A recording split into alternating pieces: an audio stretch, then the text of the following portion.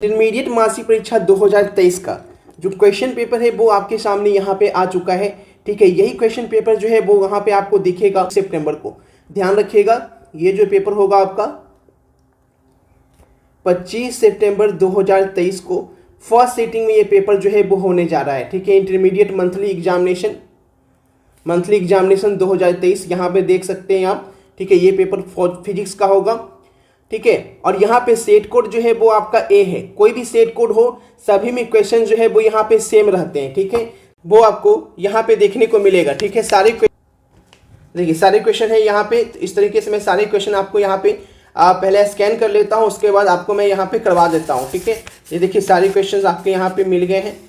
ठीक है, तो फटाफट जितने बच्चे हैं सभी को शेयर कर दीजिए ताकि सभी के पास क्वेश्चन जो है वो यहाँ पे पहुँच सके। सारे क्वेश्चन मैं यहाँ पे करवा दे रहा हूँ। तो ये आपका सेट कोड ए का क्वेश्चन है और सभी सेट कोड का क्वेश्चन जो है वो आपका यहाँ पे सेम ही रहेगा। ठीक है, तो फटाफट शेयर कर दीजिए, पूरा वीडियो देख लीजिए और एक एक क्वेश्चन यहाँ पे आप नोट कर लीजिए। आवेशी समतल चालक के नजदीक विद्युत क्षेत्र क्या होता है? ठीक है, राइट आंसर याद रखेंगे बच्चे, जो भी ए के साथ गए हैं बिल्कुल सही जवाब है। क्वेश्चन नंबर 2, विद्युत क्षेत्र E और विद्युत विभव V के बीच कौन सा संबंध सही होता है? Which of the following relation between electric field E and electric potential V is correct? Answer कर रहे हैं। ऑप्शन नंबर ए के साथ जितने बच्चे जा रहे हैं बिल्कुल सही जवाब है। Option number A is the right answer. ठीक है, option number A is the right answer. चलिए, बहुत अच्छे, जबरदस्त। चलिए अगला सवाल देखेंगे। अगला सवाल देखिए क्या पूछा गया है।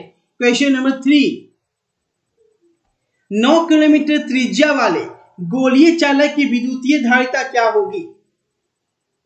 बराबर जवाब निकालेंगे तो 4 पाई एक्सलेंट नॉट की जो वैल्यू है वो यहाँ पे आपको पुट करना है। तो ये हो जाएगा कितना? देखो, सबसे पहले जान लो कि फॉर्मूला क्या होता है ना। तो यहां से आप पुट करेंगे तो कितना हो जाएगा? 9 × 10⁻³ और 4 पाई एक्सलेंट नेट की जो वैल्यू हो जाएगी वो 10⁹, यानी सही जवाब जो होगा 1/10⁶। तो सही जवाब क्या होगा? ऑप्शन नंबर ए के साथ जितने बच्चे गए हैं बिल्कुल सही जवाब है। समांतर पट्टिका संधारित्र का धारिता, समांतर पट्टिका संधारित्र की धारिता क्या होती है? Capacitance of parallel plate capacitor. 4 का राइट आंसर है ऑप्शन नंबर ए। जो भी ए के साथ गए हैं जबरदस्त तरीके से आंसर किए हैं।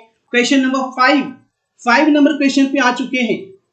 देखिए क्या पूछा है क्वेश्चन नंबर 5 में। गैल्वेनोमीटर का प्रतिरोध G, वोल्टामीटर का प्रतिरोध V के बीच कौन सा संबंध सही है? Which of the following relation between G and the resistance of galvanometer and V? चलिए आंसर लगाएंगे बच्चे। हमेशा क्या याद रखना है आपको? हमेशा याद रखना है कि V जो होता है वो ऑलवेज ग्रेटर देन क्या होता है? G होता है। Right answer option number A बिल्कुल सही जवाब है। चलिए अगला सवाल क्वेश्चन नंबर 6 पे चलते हैं। व्हीटस्टोन ब्रिज का व्यवहारिक ढांचा कौन होता है? व्हीटस्टोन ब्रिज का व्यवहारिक ढांचा। Which of the following is the applied form of Wheatstone bridge? चलिए एकदम फटाफट आंसर करेंगे। व्हीटस्टोन ब्रिज का व्यवहारिक ढांचा कौन है? बिल्कुल सही जवाब मीटर ब्रिज। याद रखिएगा, ठीक है, जो भी सी के साथ गए बिल्कुल सही जवाब है। नंबर, एक तार का विशिष्ट प्रतिरोध किस पे निर्भर करता है? The specific resistance of wire depend upon its. जो भी यहाँ पे डी पे साथ गए हैं बिल्कुल जबरदस्त तरीके से आंसर आपने सही किया है। Option number D is the right answer. बिंदु नियम में कौन भौतिक राशि संरक्षित रहती है? किरचॉफ बिंदु नियम में कौन भौतिक राशि जो है बच्चा संरक्षित रहती है? अच्छे, जो भी बी के साथ गए बिल्कुल सही जवाब है। ऑप्शन नंबर बी बिल्कुल सही राइट आंसर है। चार्ज। धारावाही चालक के अंदर इलेक्ट्रॉन की गति, motion of electron inside a conductor. धारावाही चालक के अंदर इलेक्ट्रॉन की गति कैसी होती है? त्वरित होती है। जो भी बच्चे बी के साथ गए हैं एक एक बच्चा का सही जवाब है। चलिए, विद्युत परिपथ की शक्ति पूछा जा रहा है कि विद्युत परिपथ की शक्ति क्या होती है? पावर ऑफ इलेक्ट्रिक सर्किट का सही जवाब जो है वो V²/R है ना। V²/R के साथ जितने बच्चे गए बिल्कुल सही जवाब है। Right answer option number C. में गतिशील आवेश पर बल के लिए क्या सही होता है? क्वेश्चन नंबर 11 में आंसर लगाएंगे। क्वेश्चन नंबर 11 था। बहुत अच्छे, राइट आंसर जो है वो ऑप्शन नंबर बी है। बी के साथ जितने बच्चे गए हैं बिल्कुल सही जवाब है ऑप्शन नंबर बी। पूछा गया है, एक एक बच्चे एकदम आंसर लगाते रहे। चुंबकीय फ्लक्स का मात्रक क्या होता है? The unit of magnetic flux. Right answer जो है वो वेबर होता है ना। राइट आंसर क्या होता है? वेबर होता है। जितने बच्चे डी के साथ गए बिल्कुल राइट आंसर है। अगला सवाल देखेंगे, जिस परिपथ में सी प्रतिरोध हो उसका शक्ति गुणांक क्या होता है? अब एकदम आंसर लगाते चलेंगे। आंसर आ चुका है, जो ही बच्चे डी के साथ गए हैं बिल्कुल राइट आंसर है। Option number D is the right answer, option number D. ठीक है, चलिए अगला सवाल, प्रत्यावर्ती धारा का मूल वर्ग मध्यमान क्या होता है? The root mean square value of alternative current is equal to शिखर धारा का मान अपॉन √2। जो भी सी के साथ गए आप सभी का राइट आंसर है। सवाल देखिए क्या पूछा गया आपसे, बहुत अच्छा सवाल है और कई बार बिहार बोर्ड ने पूछा है इस क्वेश्चन को। एक चुंबक के चुंबकीय लंबाई Lm और ज्यामितीय लंबाई Lg के बीच कौन सा संबंध सही होता है? यानी पूछा गया है Lg और Lm में रिलेशन आपसे पूछा गया है। Lg और Lm में रिलेशन आपसे पूछा गया है। ठीक है, हमेशा याद क्या रखिए कि Lm बराबर जो होता है वो 5/6 Lg होता है। Lm बराबर कितना होता है? 5/6 Lg। जब Lg पूछेगा तो Lg बराबर हो जाएगा 6/5 Lm। ठीक है, तो यहाँ पे Lg आगे दिया है तो 6/5 Lm। हम ऑप्शन नंबर ए के साथ जाएंगे और बिल्कुल आपका सही जवाब है option number A. 16 number question, यदि BH पृथ्वी के चुंबकीय क्षेत्र का क्षैतिज घटक हो और डेल्टा नमन कोण हो तो पृथ्वी के चुंबकीय क्षेत्र के लिए क्या सही होगा? BH पृथ्वी के चुंबकीय क्षेत्र का क्षैतिज घटक और डेल्टा नमन कोण हो तो पृथ्वी के चुंबकीय क्षेत्र के लिए क्या सही होगा? अब आंसर लगाना है बच्चे। 16 सही जवाब है 16 का ऑप्शन नंबर ए के साथ जितने बच्चे गए बिल्कुल राइट आंसर है। चुंबकन तीव्रता की इकाई क्या होती है? चुंबकन तीव्रता की इकाई the unit of intensity of magnetization. Option number C के साथ जितने बच्चे गए बिल्कुल सही जवाब है, right answer option number C. ठीक है, option number C is the right answer. क्या होता है? मैग्नेटिक मेरिडियन पूछा जा रहा है बच्चा। अब आंसर करेंगे क्वेश्चन नंबर 18 में। बहुत अच्छे, जो भी सी के साथ गए जबरदस्त तरीके से आंसर सही है आपका, option number C is the right answer. सरल सूक्ष्मदर्शी की आवर्धन क्षमता क्या होती है? सामान्य जो समायोजन होता है उसमें सरल सूक्ष्मदर्शी का आवर्धन क्षमता पूछा गया है। The magnifying power of simple microscope in normal adjustment. Option number A के साथ जितने बच्चे गए बिल्कुल सही जवाब है, राइट आंसर। चलिए अगला सवाल देखते हैं, सामान्य आंख लेंस की फोकस दूरी क्या होती है? देखो फोकल लेंथ पूछा है, focal length of normal eye lens. ठीक है, यहाँ पे फोकस दूरी पूछा है। जो ही बच्चे बी के साथ गए बिल्कुल आपका राइट आंसर है, ऑप्शन नंबर बी बिल्कुल सही जवाब है। चलिए अगला सवाल देखते हैं कितने बच्चे सही करते हैं। हीरा का क्रांति कोण पूछा गया है। Critical angle for diamond is कर ली जाए तो 24.41 होता है ना। कितना होता है हीरा क्रांति कोण? 24.41। जो भी ए के साथ गए सभी का आंसर सही है, बिल्कुल राइट आंसर है। चलिए अगला सवाल देखेंगे, दो संपर्कित उत्तल लेंस का समतुल्य लेंस क्या होता है? दो संपर्कित उत्तल लेंस का समतुल्य lens the equivalent lens of two convex lens. चलिए अब आंसर लगाएंगे, फटाएगा वो हो जाएगा उत्तल लेंस हो जाएगा, है ना। चलिए एक एक बच्चा का सही जवाब है, ऑप्शन नंबर ए बिल्कुल सही जवाब है। बढ़ते हैं अगले सवाल की ओर और अगला सवाल देखते हैं क्या है। प्रकाशीय तंतु का मूल सिद्धांत पूछा गया है। The basic principle of optical fibre. प्रकाश तंतु का मूल सिद्धांत क्या होता है? चलिए आंसर लगाएंगे, प्रकाशीय तंतु का मूल सिद्धांत क्या होता है? थ्री का पूर्ण आंतरिक परिवर्तन है। जितने बच्चे डी के साथ गए सभी का आंसर सही है, टोटल इंटरनल रिफ्लेक्शन। स्पष्ट दृष्टि, देखिए क्या पूछा है, समान आंख के लिए स्पष्ट दृष्टि की न्यूनतम दूरी। अब देखिए साफ साफ पूछा गया है, the least distance for clear vision. Centimetre के साथ जितने बच्चे गए बिल्कुल राइट आंसर है, ऑप्शन नंबर डी। चलिए बहुत अच्छी बात है। अगला सवाल, इंद्रधनुष के निर्माण के, इंद्रधनुष सभी देखे होंगे, है ना, इंद्रधनुष सभी देखे होंगे और पूछा गया है इंद्रधनुष के निर्माण के लिए प्रकाश की कौन सी घटना सही है? चलिए एक एक बच्चा सी के साथ गया है, बिल्कुल सही जवाब है ऑप्शन नंबर सी।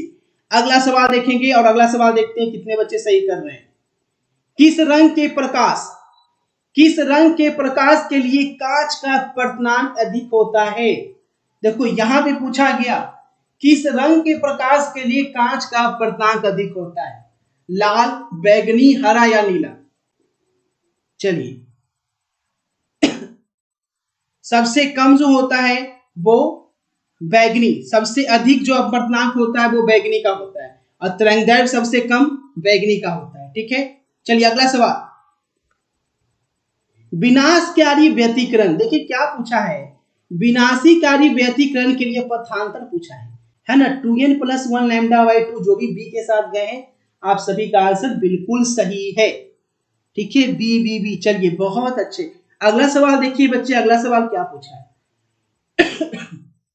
प्रकाश की अनुप्रस्थ तरंग प्रकृति को, प्रकाश की जो अनुप्रस्थ तरंग प्रकृति होती है उसको कौन सी घटना पुष्टि करता है? Which of the following phenomena confirm the transverse wave nature of light? प्रकाश की जो अनुप्रस्थ तरंग प्रकृति होती है कौन सी घटना इसकी पुष्टि करता है? सवाल देखेंगे। अगला सवाल यहाँ पे क्या पूछा गया है, अगले सवाल की ओर बढ़ते हैं। पूछा गया है अवरोध के किनारों से प्रकाश का मुड़ना क्या कहलाता है? अवरोध के किनारों से, bending of light from the corner of obstacle is called विवर्तन, है ना, डिफ्रैक्शन।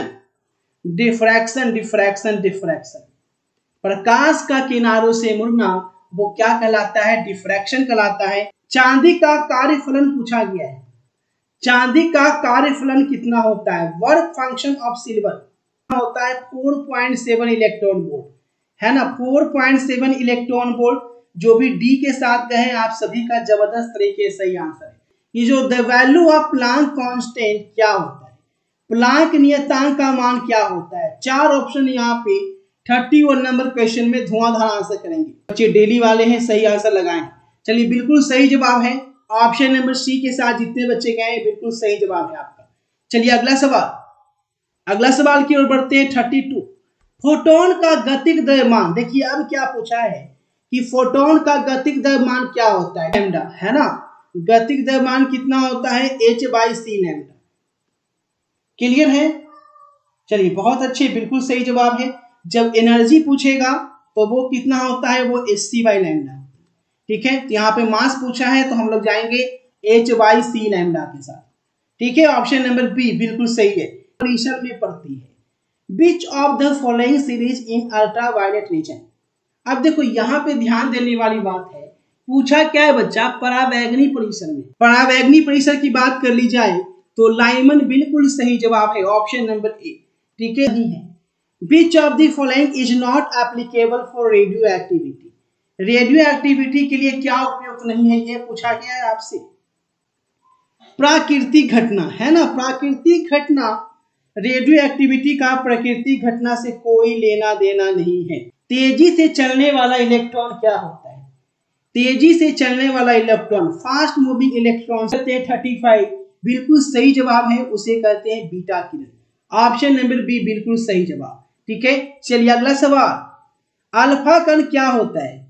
अल्फा कण की बात की जा रही है, अल्फा पार्टिकल क्या होता है? अब आंसर लगाएंगे अल्फा पार्टिकल क्या होता है। अल्फा कण जो होता है वो हीलियम न्यूक्लियस होता है ना, सी के साथ गए हीलियम, बिल्कुल सही जवाब है ऑप्शन नंबर सी। चलिए बहुत अच्छे, शानदार। अगला सवाल देखिएगा, बोला गया है एंटीना की परास दी गई है डी, टीबी की ऊंचाई h है, रेडियस r है, तो बोल रहा है डी का फॉर्मूला आपको बताना है, डी बराबर क्या हो चुका है। ऑप्शन नंबर बी के साथ गए हैं, बिल्कुल सही जवाब है ऑप्शन नंबर डी। ठीक है, देखिए 2HR बी के साथ जितने बच्चे गए हैं। चलिए अगला सवाल, मूल अवस्था में हाइड्रोजन परमाणु की ऊर्जा क्या होती है? मूल अवस्था में हाइड्रोजन परमाणु की ऊर्जा क्या होती है? Energy of hydrogen atom in the ground state. चलिए 38 नंबर क्वेश्चन में रगड़ के आंसर करेंगे बच्चे। सही जवाब है -13.6 इलेक्ट्रॉन वोल्ट। ठीक है, जी के साथ गए हैं, जबरदस्त तरीके से आंसर आया आपका। देखिए बहुत अच्छा क्वेश्चन, जब अपद्रव्य को नैज अर्धचालक में हम मादित कर देते हैं तो अर्धचालक की चालकता पे क्या असर पड़ता है, क्या पूछा है बच्चा, का बढ़ जाएगी। बहुत अच्छे, है ना। जब नए अर्धचालक में मालिक किया जाता है अर्धचालक की चालकता बढ़ जाती है। क्या होना चाहिए, नॉर गेट का बुलियन व्यंजक आई थिंक सभी को पता होना चाहिए। रगड़ के आंसर करेंगे, नॉर गेट का बुलियन व्यंजक क्या होता है। नॉर गेट तो घबराने की बात ही नहीं है। सही जवाब है, right answer option number C, है ना। चलिए अगला सवाल, अर्ध तरंग के दृष्टिकरण में 50 हर्ट्ज के निवेश आवृत्ति के लिए कौन निर्गम कौन निर्गम आवृत्ति है ना। 50 हर्ट्ज बिल्कुल सही जवाब है, ऑप्शन नंबर बी। नेक्स्ट देखेंगे बच्चे, अगला सवाल 42 में देखिए बाइनरी और डेसिमल नंबर पूछा और बहुत इजी बाइनरी डेसिमल रखा है ना। इसका बोल रहा है कि which of the following decimal number of binary number. Option number B के साथ जितने बच्चे गए बिल्कुल राइट आंसर है, option number B is the right answer. एक बिंदु पर के विद्युत विभव से आप क्या समझते हैं। पहला क्वेश्चन था, इसको स्क्रीनशॉट ले लीजिएगा, इसका पीडीएफ नहीं मिल पाएगा। एक बिंदु पर के विद्युतीय विभव से आप क्या समझते हैं, what do you mean by electric potential at a point. Screenshot लेते जाना। क्वेश्चन नंबर 2, सभी क्वेश्चन स्क्रीनशॉट लेते जाइए। स्थिर विद्युत बल के लिए कूलॉम का नियम, right Coulomb's law for electrostatic force. जहां नहीं दिख रहा है वहां पे मैं पढ़ दे रहा हूं, right Coulomb's law for electrostatic force, ठीक है। नेक्स्ट क्वेश्चन, क्वेश्चन नंबर 3, सभी को शेयर कीजिए, आप लोग सभी को शेयर कर दें। समविभवी तल से आप क्या समझते हैं, समविभवी तल से आप क्या समझते हैं। सभी का दे दूंगा, सभी सब्जेक्ट का दे दूंगा, टेंशन नहीं लो, हिंदी हो, इंग्लिश हो, फिजिक्स हो, केमिस्ट्री हो, हिस्ट्री हो, सभी का दे दूंगा। What do you mean bye equipotential surface, Shambhavi तल से आप क्या समझते हैं, what do you mean bye equipotential surface, ठीक है। क्वेश्चन यहाँ पे दे दिया, मैथ का भी दे दूंगा गाइज, मैथ का क्वेश्चन आ चुका है तो मैथ का थोड़ा सोल्यूशन करूंगा, उसके बाद आपको दे दूंगा क्वेश्चन। क्वेश्चन नंबर 4, विद्युतीय द्विध्रुव आघूर्ण की परिभाषा और एसआई मात्रक लिखें। आप लोग स्क्रीनशॉट लेते चलें। 4 याद है तो अच्छी बात है। विद्युतीय द्विध्रुव आघूर्ण की परिभाषा और एसआई मात्रक लिखें। Right the definition and SI unit of electric dipole moment. Question number 4 हो गया। टेलीग्राम कैसे, टेलीग्राम का लिंक डिस्क्रिप्शन में दिया हुआ है, आप वहां से जुड़ सकते हैं टेलीग्राम से। अपवाह वेग से क्या समझते हैं, what do you mean by drift velocity. Next question, question number 6, विभव मापी के दो उपयोग को लिखें। Write two usages of potentiometer. चलिए बहुत अच्छे। क्वेश्चन नंबर 6 स्क्रीनशॉट लेते जाना है। विभव मापी के दो उपयोग को लिखें। Write two usages of potentiometer. आप क्या समझते हैं, what do you mean by Lorentz force. Lorentz बल से आप क्या समझते हैं, सब्जेक्टिव का यहाँ पे करवा रहा हूं। लॉरेंस बल से आप क्या समझते हैं, what do you mean by Lorentz force. Next है एम्पियर की परिभाषा लिखिए, एम्पियर की परिभाषा लिखिए। क्वेश्चन नंबर 8 है शंट के दो उपयोगों को लिखें। Write two usages of shunt. Screenshot लेते जाइए आप लोग। Write two usages of shunt, shunt के दो उपयोगों को लिखें। चलिए 9 क्वेश्चन हो गया। अब बढ़ते हैं अगले क्वेश्चन की ओर। चलिए अगला क्वेश्चन है क्वेश्चन नंबर 10। धात्वीय प्रतिघात से आप क्या समझते हैं, धात्वीय प्रतिघात से आप क्या समझते हैं, what do you mean bye capacitive reactance, what do you mean bye capacitive reactance. Question number 11, अपवर्तनांक की दो परिभाषाओं को लिखें। क्योंकि लड़के क्या करते हैं, लेते हैं और दूसरे को फैला देते हैं, इससे दिक्कत हो जाता है। अपवर्तनांक की दो परिभाषाओं को लिखें। स्क्रीनशॉट लेते जाइए। Write two definition of refractive index. अपवर्तनांक की दो परिभाषाओं को लिखें। Write two definition of refractive index. चलिए बहुत अच्छे। क्या अपवर्तनांक की दो परिभाषाओं को लिखें। Write two definition of refractive index. Next question है क्वेश्चन नंबर 12। बर्न विक्षेपण क्षमता की परिभाषा लिखिए। बर्न विक्षेपण क्षमता की परिभाषा लिखिए। Right the definition of dispersive power. ठीक है, परिभाषा लिखें। क्वेश्चन नंबर 13, ये आपका शॉर्ट आंसर चल रहा है, उसका लॉन्ग आंसर भी इसी में दे रहा हूं। ठीक है, हाँ, प्रकाशीय पथ से आप क्या समझते हैं, what do you mean by optical पथ। प्रकाशीय पथ से आप क्या समझते हैं, what do you mean by optical पथ। चलिए क्वेश्चन नंबर 13 हो गया। प्रकाशीय पथ से क्या समझते हैं, what do you mean by optical पथ। नेक्स्ट है वामर श्रेणी से आप क्या समझते हैं, what do you mean by Balmer series. Question number 14, Balmer श्रेणी से आप क्या समझते हैं, what do you mean by Balmer series. चलिए वामर श्रेणी से आप क्या समझते हैं, what do you mean by Balmer series. चलिए बहुत अच्छे। क्वेश्चन नंबर 15, अल्फा किरणें के दो गुण को लिखें, write two properties of alpha ray. Write two properties of alpha ray, alpha किरणें के दो गुणों को लिखें। ठीक है। नेक्स्ट, नाभिकीय संलयन से आप क्या समझते हैं, क्वेश्चन नंबर 16, नाभिकीय संलयन से आप क्या समझते हैं, what do you mean bye nuclear fusion. What do you mean bye nuclear fusion. Question number 16 हो रहा है, what do you mean bye nuclear fusion. ठीक है, क्वेश्चन का स्क्रीनशॉट यहां पे लेते चलेंगे आप लोग।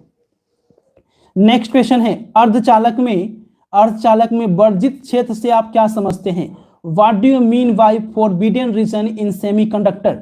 अर्धचालक में वर्जित क्षेत्र से आप क्या समझते हैं, what do you mean by forbidden region is semiconductor.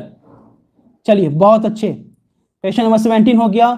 Next है क्वेश्चन नंबर 18, भूतरंगों से आप क्या समझते हैं, भूतरंगों से आप क्या समझते हैं, what do you mean by ground waves. भूतरंगों से आप क्या समझते हैं, what do you mean by ground waves. ठीक है, ये शॉर्ट आंसर है, अभी लॉन्ग आंसर भी कराना है, पूरा देख लीजिए, पूरा स्क्रीनशॉट ले लीजिए। क्वेश्चन है क्वेश्चन नंबर 19, www से आप क्या समझते हैं। क्वेश्चन नंबर 19 यहाँ पे www से आप क्या समझते हैं, what do you mean bye www। चलिए what do you mean bye www बताइए, www से आप क्या समझते हैं, ये क्वेश्चन हो गया। नेक्स्ट क्वेश्चन है क्वेश्चन नंबर 20, समस्थानिक से आप क्या समझते हैं, समस्थानिक से आप क्या समझते हैं, what do you mean bye isotopes. What do you mean bye isotopes. ठीक है, what do you mean bye isotopes. ठीक है, ये हो गया। चलिए ये हो गया क्वेश्चन नंबर 20। अब यहां पे मैं लॉन्ग आंसर भी करा देता हूं, अब यहां पे लॉन्ग आंसर ही मैं करा देता हूं। चलिए लॉन्ग आंसर करा देता हूं, लॉन्ग आंसर, ये तो शॉर्ट आंसर हो गया। अब है आपका लॉन्ग आंसर क्वेश्चन। चलिए दीर्घोत्तरीय प्रश्न जो पूछा गया है, जो आपके एग्जाम में आएगा। देखिए दीर्घोत्तरीय जो कि आपका लॉन्ग आंसर क्वेश्चन है, 3 प्रश्नों का जवाब देना है, 5 अंक का, 5 नंबर वाला क्वेश्चन आ चुका है। पहला क्वेश्चन, खगोलीय दूरदर्शन की आवर्धन क्षमता का व्यंजक ज्ञात करें। Find out the expression for magnifying power of N astronomical telescope.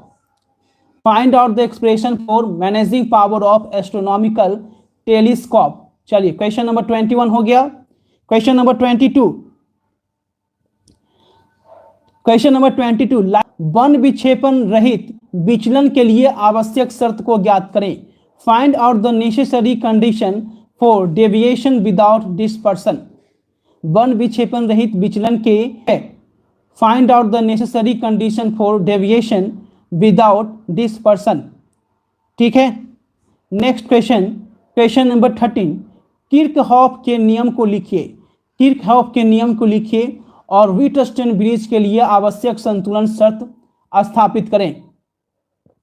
चलिए, write Kirchhoff laws and establish the necessary balance condition. ठीक है, व्हीटस्टोन ब्रिज। चलिए बहुत अच्छे। क्वेश्चन नंबर 23 हो गया। क्वेश्चन नंबर 24, स्थिर वैद्युतिकी में गॉस का प्रमेय को लिखें और इसे सिद्ध करें। Right Gauss theorem in electrostatic and prove it. ठीक है, स्थिर वैद्युतिकी में गॉस का प्रमेय को लिखें। Right Gauss theorem in electrostatic and prove it. चलिए बहुत अच्छे। क्वेश्चन नंबर 25, अक्षीय स्थिति में किसी क्षण चुंबक के कारण चुंबकीय क्षेत्र के लिए व्यंजक प्राप्त करें। अक्षीय स्थिति में क्षण चुंबक के कारण चुंबकीय क्षेत्र के लिए व्यंजक प्राप्त करें। Find out the expression for magnetic field due to bar magnet at end on position. Question number 25 हो गया। ठीक है। नेक्स्ट क्वेश्चन है क्वेश्चन नंबर 26, प्रकाश उत्सर्जन डायोड का वर्णन करें।